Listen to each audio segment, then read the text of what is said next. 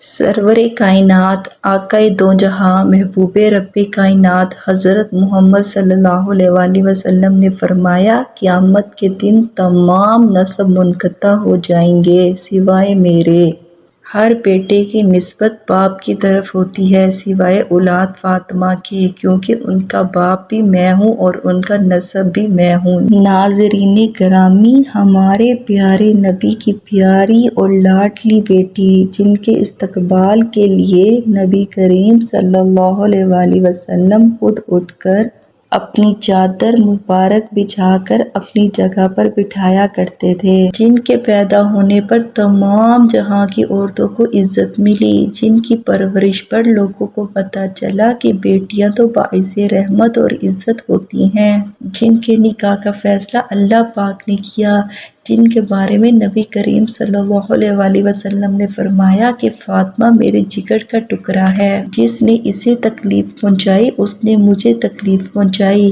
ایک دن حضرت سیدنا مولا علی گھر تشریف لائے تو آپ نے دیکھا کہ گھر کے سب کام کاج مکمل ہیں، تقریباً ایک ماہ کے لیے آٹا پیسا ہوا ایک تھیلے میں پڑا ہے اور ایک طرف پانی گرم ہو رہا ہے، جبکہ دوسری طرف سیدہ فاطمہ سلام اللہ علیہ چارپائی پر لیٹی ہیں اور آنکھوں سے زاروں قطار آنسو جاری ہیں۔ حضرت علی نے بی بی سیدہ فاطمہ سے پوچھا کہ آج کیا بات ہے کہ بہت زیادہ آٹا موجود ہے، پانی گرم ہو رہا ہے؟ تو سیدہ بی بی فاطمہ الزہرا فرماتی ہیں کہ اے علی میرے پیارے شوہر، میں نے آج خواب میں دیکھا ہے کہ میرے ابا جان حضور اکرم صلی اللہ علیہ وسلم کچھ تلاش کر رہے ہیں۔ میں نے پوچھا کہ ابا جان آپ کس کو تلاش کر رہے ہو؟ انہوں نے فرمایا کہ میری پیاری بیٹی میں تجھ کو ہی تلاش کر رہا ہوں، اس لیے میرا آج آخری دن ہے اور میں خوش ہوں کہ میری ملاقات میرے پیارے ابا جان سے جلد ہونے والی ہے، جبکہ دکھ اس بات کا ہے کہ حسن و حسین ابھی چھوٹے ہیں، اس لیے میں آپ کو اجازت دیتی ہوں کہ میرے بعد آپ شادی کر لینا تاکہ ان کی دیکھ بھال کرنے والی موجود ہو۔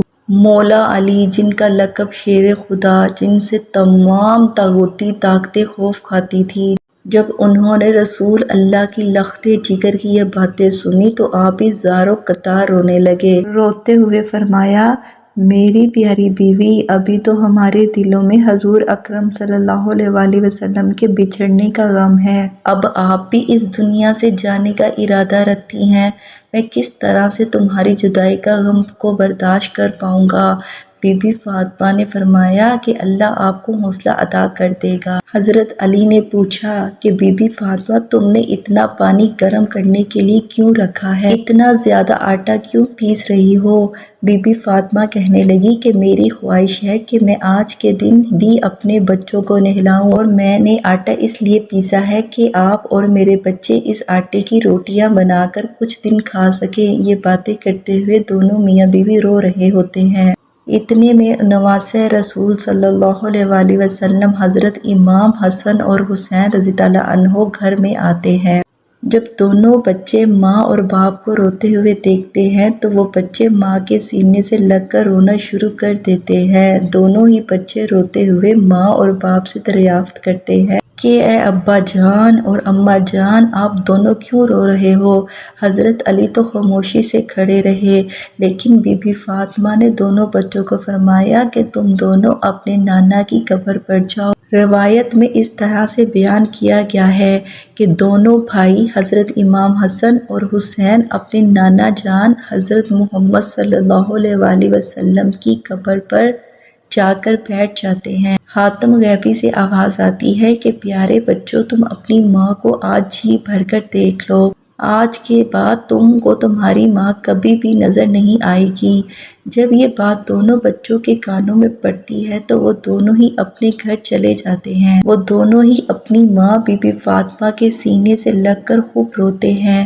وقت گزرنے کے ساتھ ساتھ بی بی فاطمہ کی طبیعت بہت ہی خراب ہوتی جاتی ہے۔ بی بی فاطمہ حضرت علی رضی اللہ عنہ کو پاس بلا کر کہتی ہے کہ اے علی، اگر آپ کی خدمت میں مجھ سے کوئی کوتاہی ہو گئی ہو، میرے سے کوئی غلطی ہو گئی ہو تو مجھ کو معاف کر دینا۔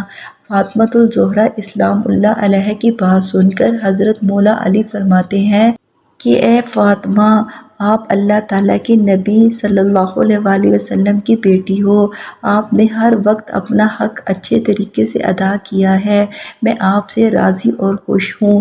اس کے بعد سیدہ بی بی فاطمہ نے حضرت علی شیر خدا کو وصیت کی کہ جب میں اس دنیا سے پردہ کر جاؤں میرے جنازے پر کسی کو بھی نہ بلانا۔ بی بی فاطمہ کی بات سن کر حضرت علی فرماتے ہیں کہ بی بی فاطمہ، میں تیرے جنازے پر لوگوں کو کیسے روک سکتا ہوں، چونکہ آپ نبی صلی اللہ علیہ وآلہ وسلم کی بیٹی ہیں۔ جس نے بھی آپ کی فوت ہونے کی خبر سنی تو اس نے آپ کے جنازے پر پہنچ جانا ہے۔ حضرت محمد صلی اللہ علیہ وآلہ وسلم کی بیٹی سیدہ فاطمہ طیبہ طاہرہ نے فرمایا کہ میرے پیارے شوہر، میں نے ساری زندگی اپنے پر کسی غیر مرد کی نظر نہیں پڑنے دی۔ میں یہ چاہتی ہوں کہ میرے مرنے کے بعد بھی مجھے کوئی غیر مرد نہ دیکھ سکے، میرے جسم پر کسی بھی غیر مرد کی نظر نہ پڑے۔ جب شام ہو جائے، رات کی تاریکی شروع ہونے لگے تو آپ مجھے دفن کر دینا۔ یہ باتیں کرتے ہوئے حضرت علی، فاطمہ، حسین و حسن رو رہے ہیں۔ اللہ اکبر! کیسا پرسوز منظر ہوگا کہ جب دو جنتی شہزادے اپنی ماں اور باپ کے درمیان جدائی ہونے والی گفتگو سن رہے ہوں گے۔ انہی سب باتوں کے درمیان ہی سیدہ فاطمہ کی روح مقدس اس دنیا سے رخصت ہو جاتی ہے۔ حضرت سلمہ ام رافع سے روایت ہے کہ خاتون جنت بستر مرگ پر تھیں تو مجھے کہنے لگیں، امی جان مجھے غسل کروا دیجیے۔ لہٰذا میں پانی ڈالتی رہی اور آپ نے غسل فرمایا۔ پھر اس کے بعد آپ نے نئے کپڑے طلب کیے۔ جب آپ نے کپڑے پہن لیے تو حکم دیا کہ میرا بستر گھر کے درمیان میں رکھ دیا جائے اور مجھے اکیلا چھوڑ دیا جائے۔ حضرت سلمہ مزید روایت کرتی ہیں کہ اس کے بعد حضرت فاطمہ فرمانے لگیں، امی جان اب میں اپنے رب کی بارگاہ میں حاضر ہونے جا رہی ہوں۔ اب جب ملک الموت حضرت فاطمہ کی روح قبض کرنے کے لیے نکلے تو خیال آیا کہ میں جب حضور اکرم صلی اللہ علیہ وآلہ وسلم کے پاس گیا تو نبی کریم صلی اللہ علیہ وآلہ وسلم نے اپنی بیٹی کو پردے میں ہو جانے کا حکم دیا تھا، تو آج میں ان کی بیٹی کی روح کیسے نکال سکتا ہوں؟